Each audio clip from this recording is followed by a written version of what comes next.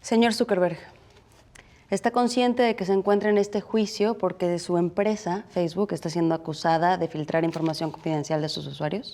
Así es, su señoría. Mi primera pregunta es la siguiente, señor Zuckerberg. Hace una semana yo mandé un mensaje de audio a otro senador en donde menciono una marca de chocolate.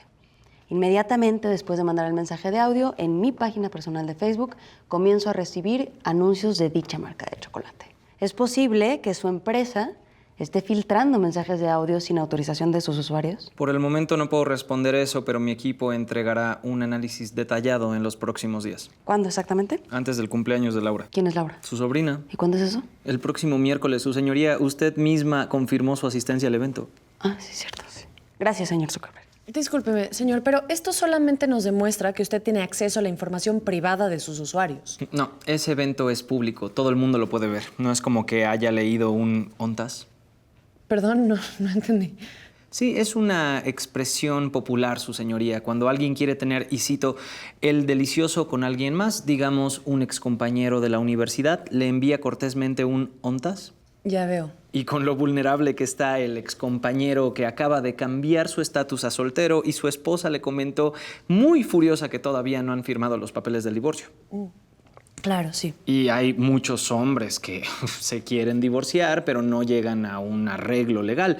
Y entonces, de repente, de la nada, los contactan ex compañeras de la universidad que ahora son juezas y les mandan un ONTAS. Yo te ayudo, pero bájate por los chescos, con todo y que son casadas. Disculpe que lo interrumpa, señor Zuckerberg, pero sus argumentos más bien parecen amenazas machistas. La mayoría de mis clientes son mujeres, mujeres fuertes, mujeres empoderadas, mujeres que tienen dominio de los hombres. Los dominan en lo familiar, los dominan en lo laboral, de hecho se autodenominan sádicas. ¿Sádicas? Sí, sádicas. Mujeres que encuentran placer sexual en amarrar becarios con sogas de cuero y pellizcar sus pezones con pinzas para luego abandonarlos en departamento.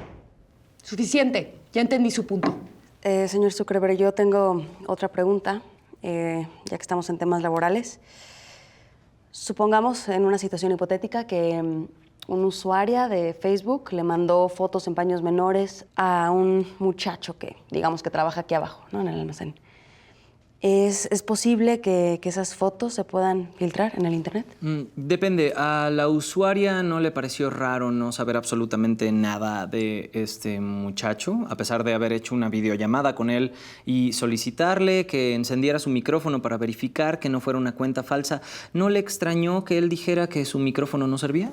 No, porque esas cosas pasan. Porque la usuaria le pidió que hiciera esta seña con la mano y que con la otra sostuviera un periódico con la fecha de ese día para verificar que no fuera un video pregrabado, a lo que el muchacho respondió que no tenía dónde comprar el periódico. En esta situación hipotética, el chico podría tener razón porque ya nadie lee los periódicos.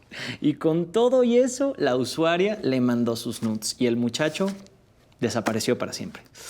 Si la usuaria fuera una persona común, yo creo que no habría gran problema, pero si fuera una jueza famosa... Señor Zuckerberg, si dicha situación hipotética hubiese pasado de verdad, ¿hay manera de frenar que esas fotos se filtren en el internet? Claro, si yo tuviera la libertad de ir a mi oficina. Sí, para mí está librado. Sí, libérenlo, por favor. Queda liberado.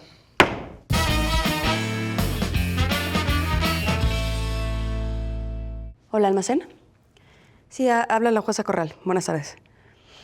Sí, necesito saber si un muchacho llamado Simón Simonazzo trabaja con ustedes.